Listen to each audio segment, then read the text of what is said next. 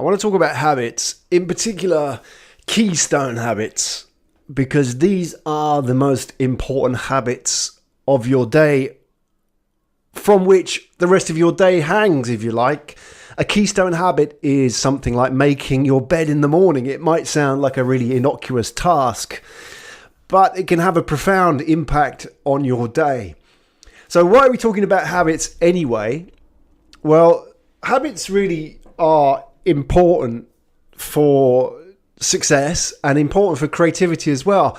I mean, people think of creative people as being spontaneous, of being able to just turn the creative tap on and off as and when they feel like it. But that's so rarely the case. If you look at real creativity, and particularly successful creative people, because that's the challenge, isn't it? You can be creative, but to be creative consistently is a different challenge.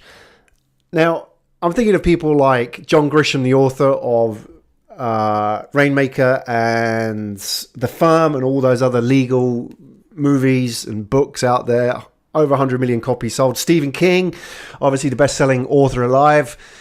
People like Maya Angelou, author, writer, Benjamin Franklin, and who else? Well, Jerry Seinfeld, of all people. I mean, there's a whole productivity method named after Jerry Seinfeld, believe it or not. Somebody who you think on the face of it, he's a comedian, right? I mean, how could a comedian be somebody whose life is governed by habits? Well, all these people, all these creative people, successful people, their days are structured, so much more structured than you would believe.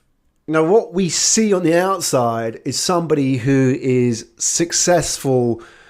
We don't see on the inside the mechanism, the habits that go into making that person successful. We just think there's this sort of creative talent in them. But the reality is that they all have very strong habits. And this goes back to the point of keystone habits, because what Keystone Habits is about is that not all habits are created equal. Now, Tim Ferriss, author of The 4-Hour Workweek, says that, making your bed in the morning can be one of the most important things that you do during the day. And you might think, well, how can making my bed have any kind of impact on being able to produce a hit comedy series or a best-selling novel or having a successful business?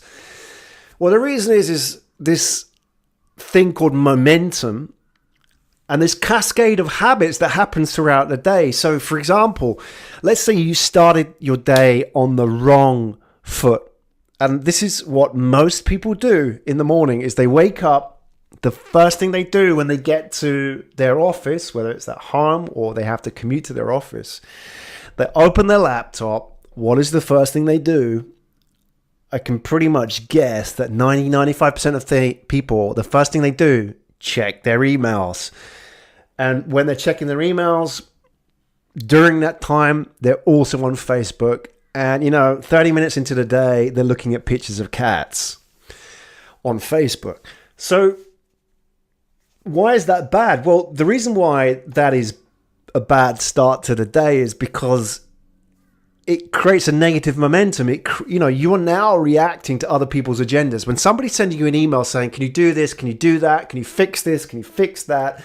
You're now responding to what other people want you to do. Now, that's fine. You have to do this stuff anyway.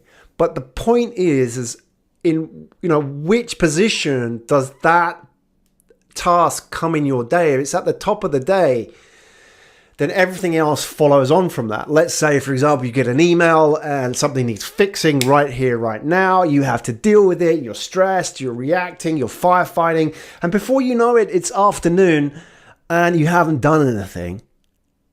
You've been reacting to other people throughout the day. That's a negative habit, which starts off, if you trace it back, to that habit of opening the computer and checking your email first thing.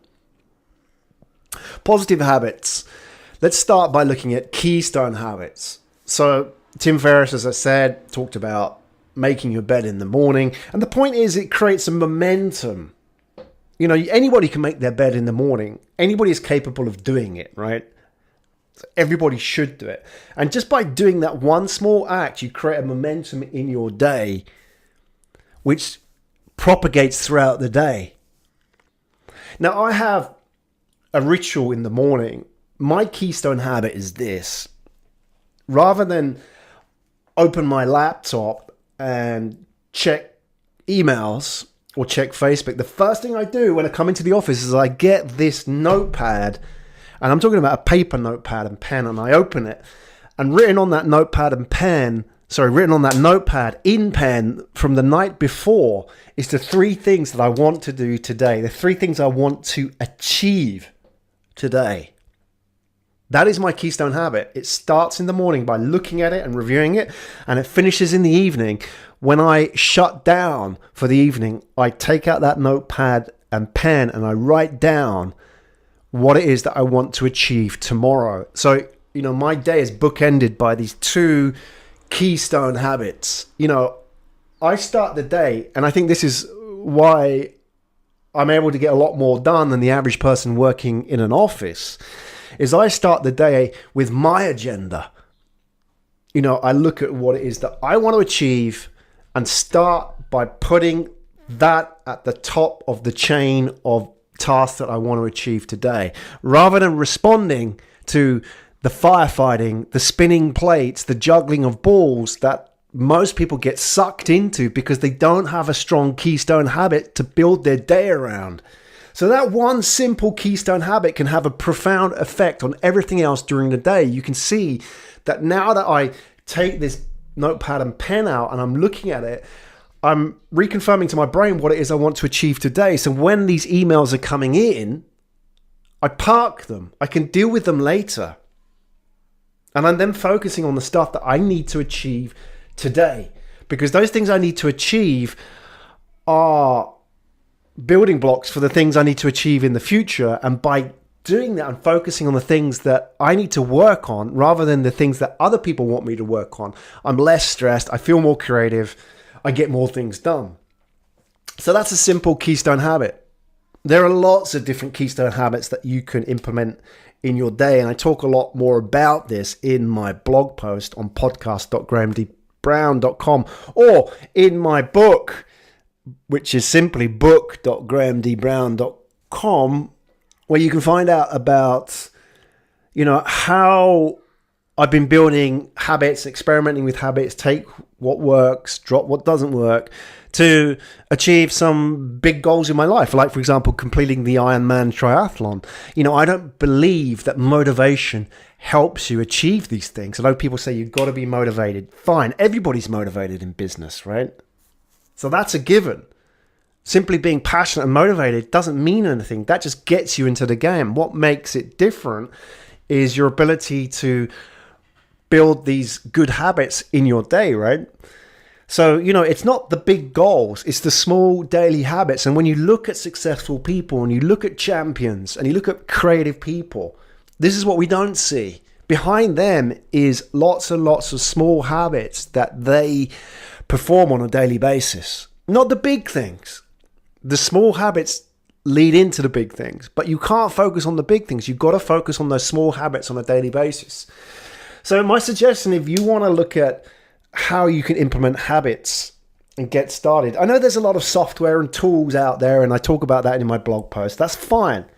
But these should be bonuses. What you should focus on is mastering these habits offline first before you then implement the tools, because we can kind of look to the tools for the answer, which is not the case. They are not the solution. They're bonuses, right? The solution is you and what goes on in your day and your head throughout.